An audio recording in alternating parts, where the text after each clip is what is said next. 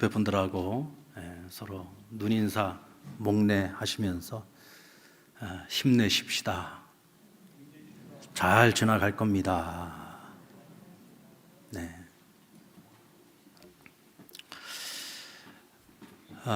오늘 이 자리에 오지 못하는 우리 집에서 온라인으로 예배를 하고 있는 우리 성도님들도 이제 곧 오시게 될 겁니다.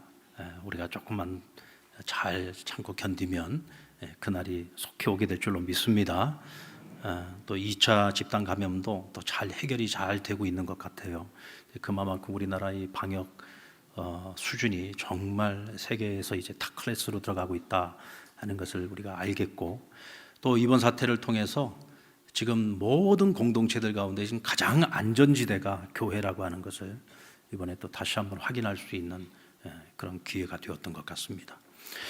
1845년 11월 고대 아수르의 폐허 도시였던 님르드라고 하는 곳이 있는데, 그곳을 발굴하던 중에 검은 돌기둥을 발견하게 됩니다.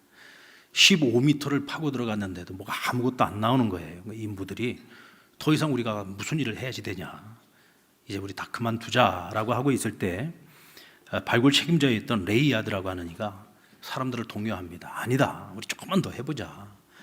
조금만 더 해보면 분명히 나온다. 그래서 인부들을 독려를 해가지고 그 메마르고 그 딱딱한 단단하게 굳은 땅을 곡괭이로 또 삽으로 열심히 파내려 갑니다. 그러다가 얼마 되지 않아서 검은 돌기둥을 발견하게 되죠. 그 검은 돌기둥은 높이가 1.98m, 폭 45cm의 검은 석회암 비문이었습니다. 바로 아수르 제국의 왕이었던 살만헤셀 3세의 검은 돌기둥으로 우리에게 알려져 있는데요, 블랙 오벨리스크라고 하는 이름으로도 우리에게 잘 알려져 있습니다. 굉장히 유명한 고대 유물을 그때 발견하게 된 겁니다. 5단으로 구분되어져 있는 그림과 글이 새겨져 있는 그런 돌기둥이었는데, 이 두 번째 단에 보면은 아수르의 왕이 서 있고요, 그 왕 바로 앞에 엎드려 있는 자가 있어요. 왕에게 다른 나라의 왕이 와서 지금 엎드려 경배하고 인사를 하고 있는 장면을 그림으로 그려놓은 것입니다. 여기서 엎드려 있는 이가 누구냐면 바로 이스라엘의 아합 왕가를 멸절시키고 새로운 왕으로 등극을 하게 된 예후라고 하는 사람이에요. 다시 말하면 성경의 인물이 최초로 고고학적 유물로 확인된 굉장히 중요한 역사적 사건이고 역사적인 유물입니다. 이 세상에는 간혹 이런 극적인 일들이 일어나죠. 그리고 우리 이런 일들을 그냥 우연히 가져온 행운이라고 치부하는 이들도 있습니다만, 여러분, 이 세상에 그 어떤 위대한 발견이나 그 어떤 위대한 업적도요, 우연이라고 하는 것은 없습니다. 그저 그것이 우연처럼 보이는 행운으로 보일 뿐인 것이지, 사실은 이 모든 것들이 인내의 결과라는 것을 알 수가 있어요. 만약 다른 사람들이 포기하자고 할 때 그냥 같이 포기해버렸으면 절대로 이 유물은 발견되지 않았을 겁니다. 지금도 여전히 그 땅 속에 묻혀 있겠죠. 그러나 끝까지 믿음과 확신을 가지고 끝까지 발굴을 포기하지 않았을 때 결국은 이 블랙 오벨리스크도 발견될 수 있었던 거죠. 어떤 일을 포기하지 않고 끝까지 최선을 다하는 사람에게 이런 놀라운 기적은 선물로 주어지는 것입니다. 야고보서 1장 4절 말씀에 보면 인내를 온전히 이루라, 이는 너희로 온전하고 구비하여 부족함이 없게 하려 함이라 그랬어요. 하나님께서 우리에게 때로는 정말 기다림에 지치게 만들 때가 있습니다. 하나님의 일하심과 하나님의 때를 우리가 기다리면서 힘들고 어려운 시기를 극복을 해나가는데 때로는 지칠 때가 있어요. 왜? 기다림의 시간이 너무 길어서. 사실 지금 우리 이제 한 2달 조금 넘어가고 이제 3살 가까이 되어 가는데, 지금 이 코로나 사태, 이 짧은 기간 동안에도 너무 많은 피해를 입었고, 또 그 기간 동안 지금 우리가 너무 힘든 시간, 가보지 않은 길을 지금 걸어가고 있기 때문에 이 기다림의 시간이 우리 안에 이 3달이 거의 3년 넘게 정말 힘들고 어려운 시간처럼 느껴지고 있습니다.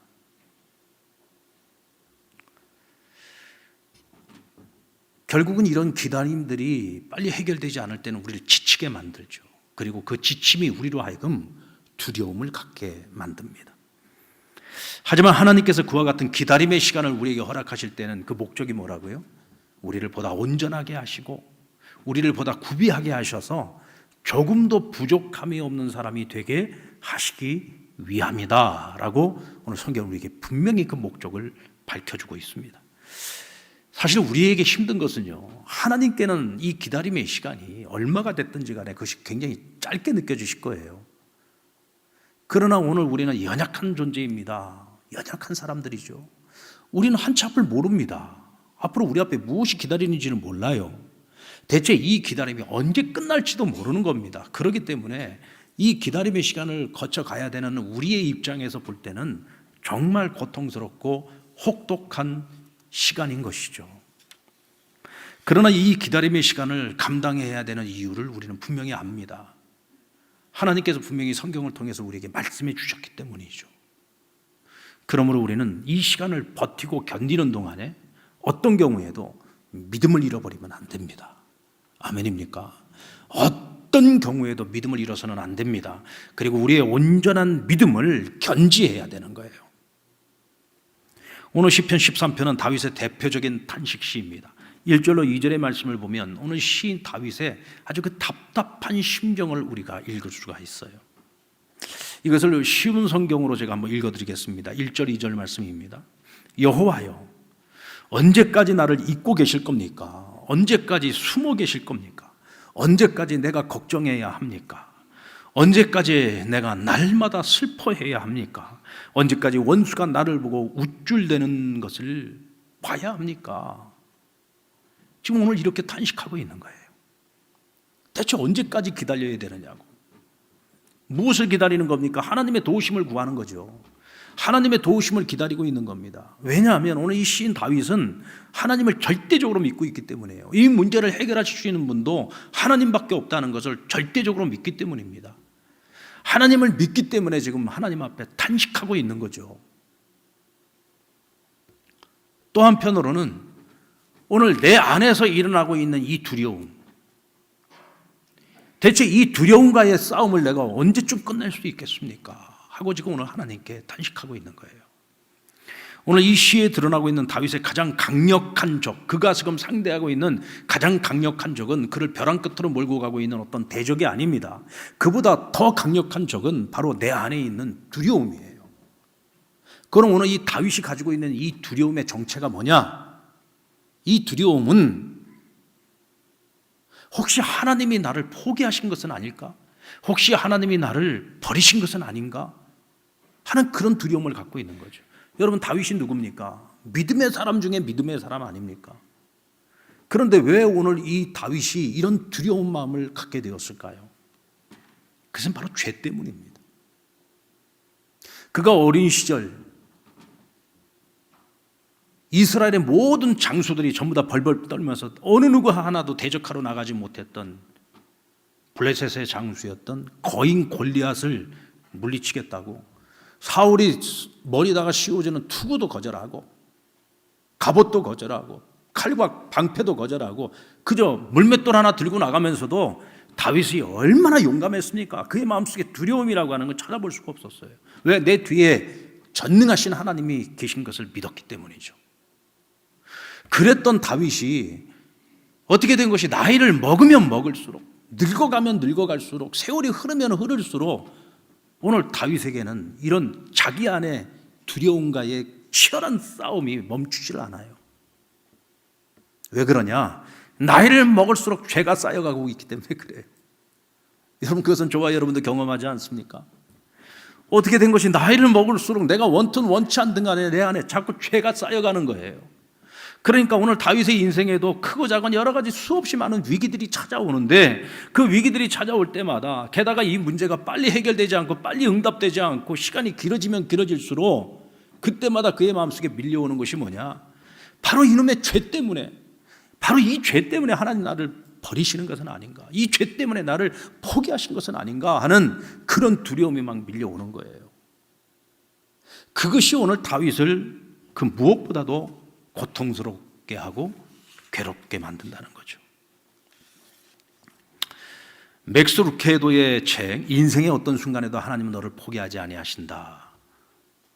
이 책에서 그는 두려움이 가지고 오는 5가지 특징을 말하고 있습니다. 그 첫 번째 두려움은 하나님의 선하심을 신뢰하는 우리의 마음을 두려움이 갉아먹는다는 거예요.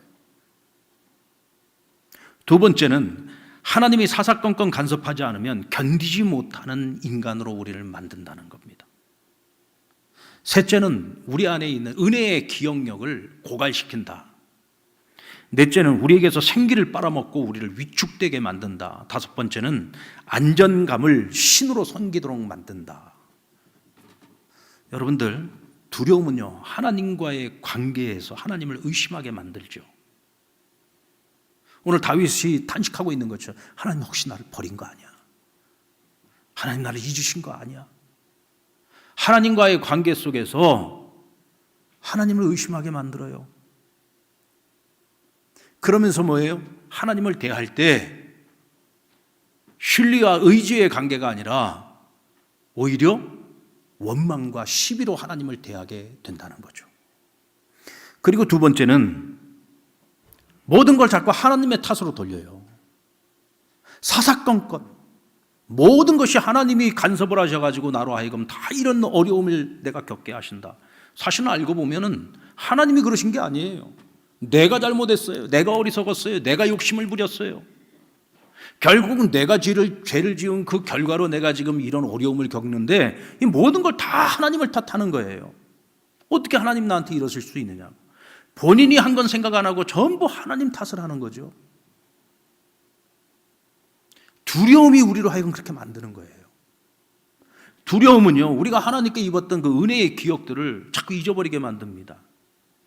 예수님께서 제자들과 함께 갈릴리 호수 배를 타고 건너가시던 중에 큰 풍랑을 만났어요. 예수님께서는 백곤물에 머리를 베고 주무시고 계셨고 이 풍랑이 그냥 자기들을 막 잡아삼키려고 합니다. 그러니까 제자들이 어떻게든 자기네들이 가지고 있는 경험을 가지고 살아보려고 애를 쓰는데 불가항력이에요. 결국 제자들이 주무시고 계신 예수님을 흔들어 깨우지 않습니까? 주여 우리가 죽겠나이다. 우리 지금 다 죽게 생겼습니다. 근데 지금 뭐 하시는 겁니까? 원망하고 있는 거죠. 이때 예수님께서 일어나셔서 그들을 꾸중하셨다고 했어요. 이 믿음이 적은 자들아, 내가 언제까지 참아야 되느냐. 그리고는 바다를 향하여 명령하시니 바다가 잠잠해집니다. 왜 예수님이 제자들을 책망하셨습니까? 왜 그들이 믿음이 없다는 겁니까? 불과 몇 시간 전에 그들은 오병이어의 기적을 경험했던 제자들입니다. 우리가 잘 아는 것처럼 물고기 2마리, 보리떡 5덩어리 가지고 2만 명이 넘는 사람들을 먹이고도 12강줄이가 남는 기적을 경험했어요. 예수님께서 떡을 떼어줄 때 그 떡을 백성들에게 나눠준 사람들이 제자들입니다. 물고기를 나눠준 사람들이 제자들이 자기들이에요. 인생을 살아가면서 정말 한 번 경험할까 말까한 전무후무한 기적을 경험했어요. 그런데 그 풍랑 앞에서 그들은 몇 시간 전에 경험했던 그 은혜를 싹 다 잊어버리고 두려움에 빠진 거예요. 그리고는 주님을 원망하는 겁니다. 두려움은 우리로 하여금 하나님께 받은 은혜를 잊어버리게 만듭니다. 그래서 우리가 또 불신앙의 길로 가게 만드는 거예요. 원망하게 만들고 시비하게 만들고 위축되게 만들죠. 그래서 자꾸 우리가 신앙의 모험을 감행하기보다는 안전한 길로 가고 싶어하고 그래서 적당히 세상과 타협하면서 살도록 만드는 겁니다. 그러나 오늘 이 시에서 나타나고 있는 다윗은 이 두려움과 치열한 싸움을 벌입니다. 포기하지 않아요. 만약에 하나님께서 나를 포기한다고 할지라도 나는 하나님을 포기하지 않아요. 하나님이 나를 잊으시고 하나님의 얼굴을 숨겨도 나는 어떻게 해서라도 그 하나님의 얼굴 앞에 자신을 비추기 위해서 포기하지 않고 애를 쓸 거예요. 오늘 다윗은 지금 그걸 고백하고 있는 거예요. 왜 하나님께 탄식을 합니까? 만약 나도 하나님 포기하겠습니다 그러면 굳이 탄식할 필요도 없는 거죠.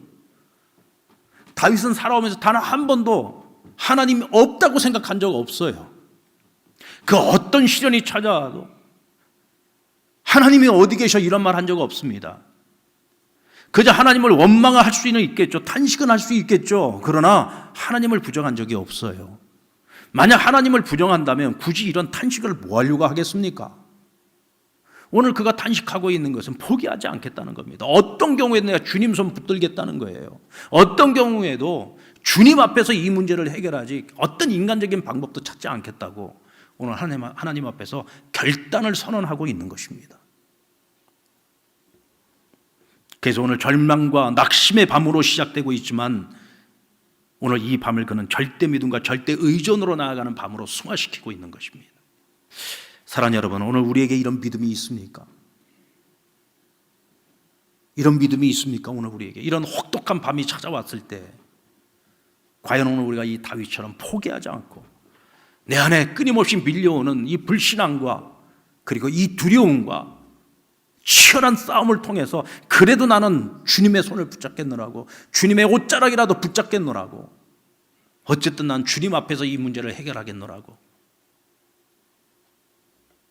힘들고 어려울수록 더욱더 적극적으로 하나님 앞에 나아가는 이런 자세가 필요하다는 겁니다. 여러분, 베드로는 주님을 바라보면서 무리를 걸었습니다. 그러나 잠시 방황하며 잠시 밀려오는 파도를 바라보는 사이에 물에 빠지고 말았지요. 사실상 우리가 신앙생활하면서 이런 그리스도인들이 거의 대부분이에요. 저도 역시 마찬가지입니다. 저도 인간인지라 어떤 가정적으로나 자녀들에게나 어떤 어려움들이 탁 밀려오면 그 순간에 그 작은 물결을 보면서도 금방 신앙을 잃어버려가지고 물에 빠져버린 그 베드로와의 길을 반복할 때가 많아요. 근데 우리가 주목해야 되는 것은 그런 베드로가 아니라 바로 오늘 이 본문에서 보여주고 있는 다윗의 모습입니다. 어떤 경우에도 나는 주님 손 놓지 않겠다고, 어떤 경우에도 나는 주님 앞에 서서 하나님이 행하시는 그 일을 보겠노라고. 복음서에 보면 두려워하지 말라라는 말씀이 125회 나옵니다.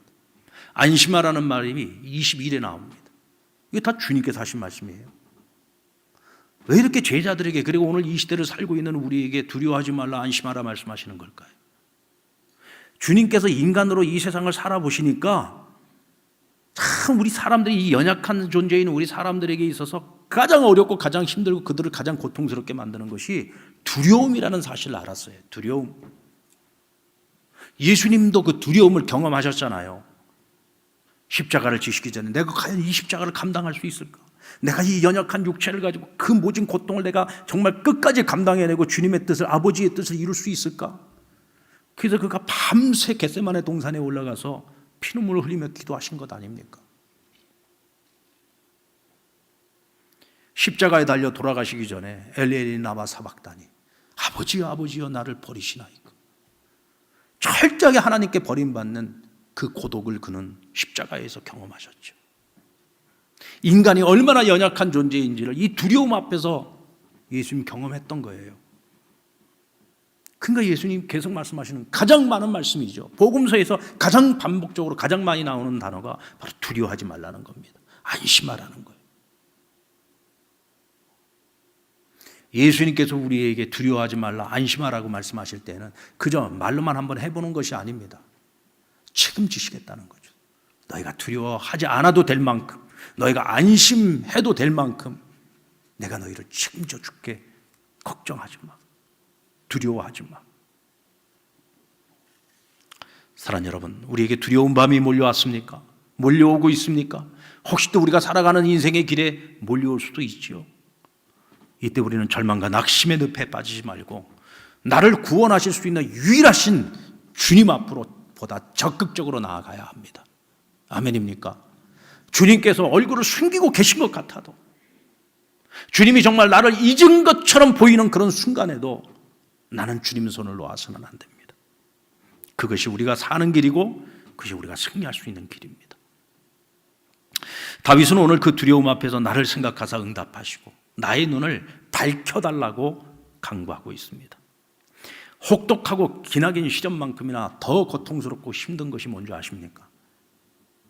나의 고통, 나의 그 시련을 바라보고 있는 주변에 있는 사람들의 시선과 말입니다. 욥은 모든 걸 다 잃었습니다. 자신이 가진 재산을 다 잃었고 자기 생명보다 더 소중히 여기는 사랑하는 자녀들을 다 잃었어요. 마지막 남은 게 아내였습니다. 근데 그 아내마저도 뭐라고 합니까? 당신이 끝까지 포기하지 않고 끝까지 버리지 않는 그 하나님, 그 하나님, 당신을 이렇게 고통스럽고 이렇게 모든 걸 다 빼앗고 당신을 이렇게 힘들게 하는 그 하나님, 그 하나님을 저주하고 그냥 그렇게 비참하게 살아갈 바에는 아예 그냥 죽어버리라고 그리고는 저주를 쏟아붓고는 그냥 집을 나가버렸어요. 어쩌면 욥에게 있어서 가장 고통스러운 일은요, 자기가 당하고 있는 이 어떤 현실적인 이 고통의 문제보다도, 이것도 당연히 고통스럽죠. 그러나 그보다 그 마음, 믿음의 사람인 욥을 더 고통스럽고 힘들게 했던 것은 바로 그 사람들의 시선과 말이었습니다. 야, 네가 믿는 하나님이 정말로 계셔? 정말로 하나님이 살아있다면 왜 너가 그렇게 열심히 신앙생활하고 그렇게 하나님을 신뢰하는데도 하나님 너를 버리냐? 왜 있지도 않은 하나님을 믿으려고 하냐? 그런 말들이 그를 더 고통스럽게 만드는 거죠. 다윗도 마찬가지입니다. 오늘 지금 다윗이 당하고 있는 이 시련을 주변의 사람들이 바라보면서, 야, 하나님이 저 다윗을 버렸는가 보다. 하나님이 저 다윗을 버렸는가 보다. 저가 뭐 저렇게 부르짖고 하나님께 기도한다고 해서 하나님이 응답하시겠냐? 다윗이 어려우면 어려울수록 그들은 박수를 치면서 기뻐하면서 하나님이 저들을 버렸다고 외칩니다. 그게 그를 더 힘들게 더 고통스럽게 하는 거죠. 오늘 우리도 마찬가지 아닙니까? 우리도 살아가다 보면 그런 날들이 찾아올 수 있죠. 그게 오늘 다윗이 뭐라고 기도합니까? 주여, 내 기도를 들으시고 응답해 주십시오. 오늘 하나님께서 내 기도를 들으시고 응답해야 되는 이유가 뭐냐? 그것은 단지 지금 나의 현실적인 이 문제 하나 해결하는 것으로 끝나는 것이 아니에요. 이런 문제가 아니에요. 이 문제는 하나님의 이름이 달려있는 문제예요. 하나님의 이름과 관련된 문제라는 거죠. 그러니 하나님께서 끝까지 하나님을 포기하지 않고 있는 나로 하여금 승리케 하심으로 하나님의 영광을 드높이도록 만들어야 된다는 거예요. 하나님의 그 이름의 영광을 다시금 받으실 수 있도록 해야 된다는 겁니다. 내가 믿는 하나님은 살아계신 하나님이요, 전능하신 하나님이요, 역사하시는 하나님이요, 자신을 믿고 의지하는 자를 결코 버리지 아니하시는 하나님이시라는 것을 오늘 나의 대적들에게 보여줘야 된다는 겁니다.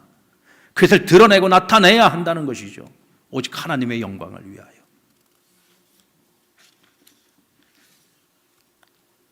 예수 열심히 믿는 그리스도인, 다른 형제들이 볼 때에 어떻게 저는 저렇게 예수를 열심히 믿고 저렇게 맨날 교회에 열심히 생활하는데도 저렇게 뭐 되는 일이 잘 없고 뭐 맨날 저렇게 어렵게 사냐? 아, 기도한다고 하늘에서 떡이 떨어지냐? 뭐 하나님 열심히 믿는다고 하늘에서 뭐가 떨어져? 아, 저럴 시간이 있으면 돈 한 푼이라도 더 가서 벌지. 이러고 주변에서 부모 형제들이 그냥 늘 옆에서 비아냥거리고 비웃고, 그래서 형제들이 모이면 맨날 웃음거리가 되어버리고, 어쩌면 우리 성도들 가운데에서도 정말 그런 일들을 예전에 겪어봤고 어쩌면 지금도 내가 그런 일들을 겪고 계시는 분들도 있을런지 몰라요.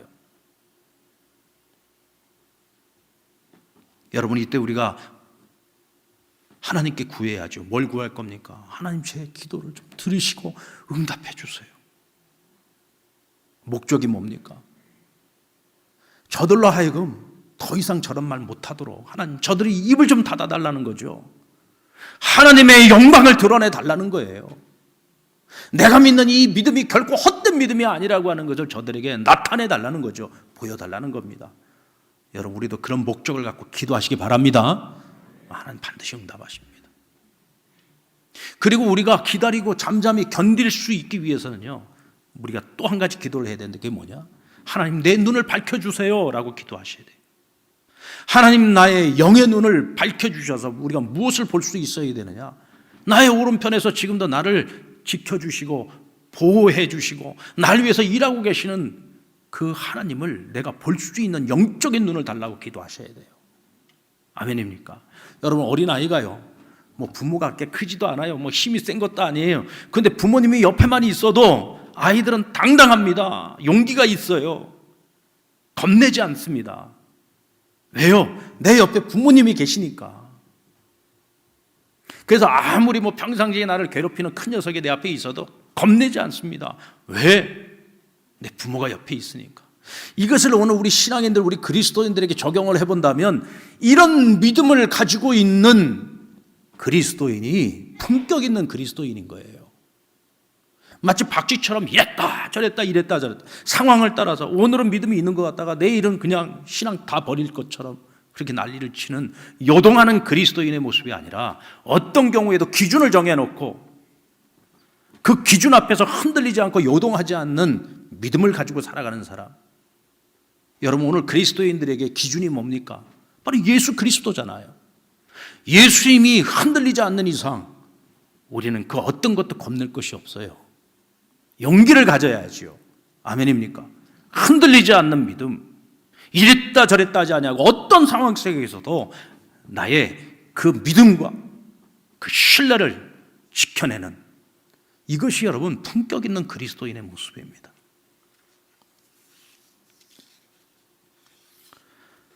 그렇게 오늘 다윗은 두려움과의 싸움 중에 중대한 결단을 합니다. 이것이 여러분 오늘 하이라이트예요. 오늘 다윗의 중대한 결단이 뭡니까? 나는 변함없는 하나님의 사랑을 믿는다는 겁니다. 나를 향하신 하나님의 사랑은 변함이 없다. 그것을 나는 조금도 의심치 않는다는 거예요. 지금 마치 하나님께서 나에게 얼굴을 숨긴 것처럼 보여도, 하나님이 나에게 등 돌린 것처럼 보여도 이것은 하나님 나에게 등 돌리고 있는 게 아니야. 잠시 나를 힘들긴 하지만 기다리라는 것이지. 여전히 하나님 나를 사랑하셔. 여전히 하나님 나를 위해서 일하고 계셔. 하나님 내게 지금까지 사랑을 베푸신 것처럼 이제도 하나님 나에게 사랑을 베푸실 거야. 어린 다윗이 여러분 들판에서 한밤중에 양들을 지킬 때에 이리와 늑대가 나타납니다. 그때마다 얼마나 치열한 싸움을 벌였겠습니까? 그러나 그때마다 다윗은 하나님이 자기를 사랑하시고 여전히 나와 함께 하신다는 것을 그는 매 순간마다 경험했습니다. 어린 다윗이 골리앗을 쓰러뜨리러 나갈 때도 그가 당당히 나아갈 수 있었던 것은 나를 붙들고 계신 하나님의 사랑의 손길을 경험했기 때문이죠. 그가 밧세바와 범죄를 하고 하나님이 진노하실 때 그가 정말 배창자가 찢어질 것 같은 고통으로 하나님 앞에 통회자백하지 않습니까? 하나님께서 그의 그 회개를 받으시고 그를 용서하셨잖아요. 그게 뭡니까? 변함없는 하나님의 사랑을 경험했던 거죠. 그러니까 내가 지금 죽을 만큼 고통스럽고 힘들기는 해요. 이 기다림의 시간이 이제는 지칠 만큼 지쳤어요. 마치 하나님 나를 버린 것 같은 그 두려움 때문에 고통의 밤을 보내고 있어요. 그러나 그 순간에도 그는 하나님은 나를 버리지 아니하실 거야. 하나님 나를 여전히 사랑하고 계셔. 오늘 그 사랑을 믿는다고, 그 사랑을 붙들겠다고 오늘 결단하고 있는 것입니다. 여러분, 오늘 우리에게 이 고백이 필요합니다. 아멘입니까? 이 고백이 필요합니다. 그리고 주님의 구원을 기뻐했다고 말합니다. 주님의 구원을 나는 기뻐한다. 수없이 많은 전쟁을 경험했습니다. 날마다 원수 대적들에게 쫓겨다녔던 다윗이었습니다. 참 여러분, 다윗이요 정말 하나님이 사랑한 왕이었지만은 다윗만큼 인생에 굴곡이 많았던 사람이 없어요. 젊은 시절 거의 대부분을 맨날 도망자로, 그것도 주로 광야와 황무지로 도망 다녔던 사람이에요. 그가 왕으로서 누렸던 그 영광의 날들은 그렇게 길지 않습니다. 하지만 어떤 위기의 순간에도 하나님께서는 항상 그의 오른손으로 그를 붙들어 주셨고 그를 원수의 손에서 구원해 주셨어요. 그는 수없이 많은 그 전쟁에서, 그 싸움에서, 그 대적들로부터 나를 구원해 주시는 하나님의 그 손길을 경험했습니다. 그리고 그는 결정적인 순간마다 그것을 기억하고 있어요. 잊지 않습니다. 그래서 이전에 하나님 나에게 베푸셨던 그 은혜를 오늘 지금 현재 내 사건 속에서 그걸 그대로 적용하는 거예요. 내일 미래 앞으로 내게 찾아 어떤 위험이 찾아온다고 할지라도 거기에도 똑같이 그것을 적용합니다. 그래서 오늘 그가 뭐라고 말합니까? 나는 어떤 순간에도 여호와를 찬양하리로다. 어떤 순간에도 하나님을 찬양하겠다는 거예요. 왜? 하나님께서 내게 은덕을 베푸실 것을 믿기 때문에. 이전에 베푸신 은혜로 끝나는 게 아니에요. 이미 받은 은혜로 끝나는 것이 아니라 앞으로 받을 은혜조차도 그는 믿어요. 아직 이루어지지 않은 사건이지만 은덕을 내게 베풀었다고 과거형으로 고백을 합니다. 아직 이루어진 것이 아니에요. 그럼에도 불구하고 마치 지금 이미 다 은덕을 베푸신 것처럼 은덕을 내게 베푸셨다고 고백을 합니다. 이게 여러분 다윗의 믿음이에요. 받을 것을 100% 믿고 신뢰하면서 감사하고 있죠. 하나님을 찬양하고 있는 것입니다.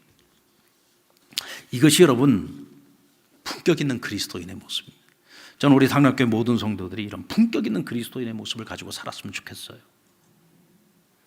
밴댕이 소갈딱지라는 말이 있습니다. 여러분, 밴댕이는요, 그물에 딱 걸려들면은 팍 떨다가 죽어버립니다. 왜 잠시도 기다리지를 못하고 그냥 팍 떨다가 죽어버려요. 성질이 보통 급한 놈이 아니에요. 기다릴 줄을 모릅니다. 막 제 성질에 그냥 못 이겨서 죽는 거예요. 근데 보면 우리 그리스도인들 중에서도요, 신앙생활 하다가 이런 경우들이 참 많아요. 저도 목회를 하면서 보면은 참 그런 성도들을 볼 때 너무너무 마음이 안타까워요. 지금은 하나님이 훈련 중인데 그 훈련을 기다리지 못해요. 참아내지 못해요. 견뎌내지는 못해요. 그래서 스스로 시험에 빠지고 실족해가지고 하나님이 있다 없다 난리를 치고, 그렇게 뭐 혼자 예수 다 믿는 것처럼 그렇게 난리를 치다가도 그냥 한순간에 믿음을 잃어버리는 경우들을 종종 보게 됩니다. 그럴 때면 목사로서 너무 마음이 아파요. 목사로서 제 마음이 아프면 하나님 마음은 어떻겠습니까? 그 신앙을 바라보면서 얼마나 하나님 기가 막히겠어요. 이런 밴댕이 신앙을 가지면 안 됩니다. 여러분, 잉어는요, 물 밖에서도요 몇 시간을 버틸 수가 있습니다. 잉어는 맑고 깨끗한 물에 살지 않습니다. 아주 혼탁하고 잡초가 많고 진흙이 깔린 그런 연못 혹은 그런 강에서 살지요. 그런데 이 잉어는요 힘이 좋아요. 그래서 어디서든지 버텨내고 견뎌낼 줄 압니다. 그러다가 폭포를 거슬러 막 튀어오르기도 하고요, 수명이 길어가지고 수십 년을 살면서 1m가 넘도록 자라기도 합니다. 여기 진해에 가면 생태공원이라고 있어요. 거기에 가면은 막 잉어들이 막 커다란 잉어들이 돌아다닙니다. 제가 1m짜리는 못 봤어요. 근데 1m 버금갈 만한 그런 잉어들은 봤습니다. 얼마나 굵고 알이 좋은지 몰라요. 아마도 그런 잉어들은 뭐 그 안에서 10년 넘게 자란 그런 잉어들일 거예요. 다윗은 시편 23편에서 사망의 음침한 골짜기를 다니지 내가 해를 두려워하지 않는 것은 주께서 나와 함께 하시기 때문이라고 고백합니다. 시편 13편에서 주여 어느 때까지입니까? 정말 하나님이 나를 버린 것 같은 그런 절대절명의 위기와 환난을 수도 없이 겪었던 다윗이지만 그때마다 그는 내가 해를 두려워하지 않습니다. 왜? 하나님 나와 함께 하시기 때문입니다. 그러면서 버티고 견뎌냈던 거예요. 그러니까 버티고 견뎌내다 보니까 결국은 항상 보면 다윗의 승리로 모든 것이 다 끝납니다. 시편 40편 1절 말씀, 내가 여호와를 기다리고 기다렸더니 귀를 기울이사 나의 부르짖음을 들으셨도다. 기다렸더니, 내가 기다리고 기다렸더니 주께서 내 기도를 들으셨더라. 하나님께서 안 듣는 것처럼 보이고 뒤돌아선 것처럼 보이지만 아니에요. 하나님도 기다리고 계시는 중이에요. 무엇을 기다립니까? 내가 아무리 기다려도 끝까지 포기하지 않을 것을 볼 때까지 기다리시니. 나 이제 그만하면 됐다. 바로 그 하나님의 때가 별 때까지. 이것을 우리가 임계점이라고 얘기하지 않습니까? 여러분, 물이요 99도까지 돼도요 안 끓어요. 100도가 딱 되면 그때부터 끓기 시작합니다. 그것이 임계점이죠. 하나님의 때도요 바로 이 임계점이 있어요. 하나님이 보실 때에 이때다 하면 그때부터요 역사가 일어나기 시작해요. 그 어떤 것도 일어나지 않을 것 같던 그런 상황 속에도 갑자기 기적이 일어나기 시작하는 거예요. 그것이 바로 하나님의 임계점이에요. 그럼 우리는 그 임계점이 임할 때까지 뭘 해야 되느냐? 그냥 가만히 있으면 되느냐? 믿기만 하면 되냐? 아니죠. 믿는 자들은 절대로 가만히 있지 않아요.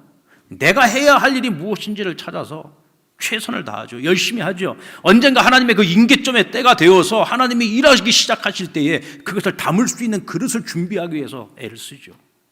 오늘 전쟁을 치르고 있는데 지금 벼랑 끝에 서 있는 장수가 있다고 칩시다. 그는 하나님을 포기하지 않아요. 하나님께서 하나님의 임계점의 때가 되었을 때 반드시 승리케 하실 것을 믿어요. 그리고 강구하고 있어요. 그렇다면 이 사람은 뭘 해야 됩니까? 마지막 전쟁을 준비해야죠. 승리를 가져오게 될 이 전쟁의 종지부를 찍을 그 마지막 전쟁을 준비해야죠. 그것을 철저하게 준비하면서 하나님을 믿고 신뢰하면서 부르짖으며 준비하고 있을 때, 그때를 기다리고 있을 때 바로 이 하나님의 임계점이 임하게 되면 모든 건 끝나는 겁니다.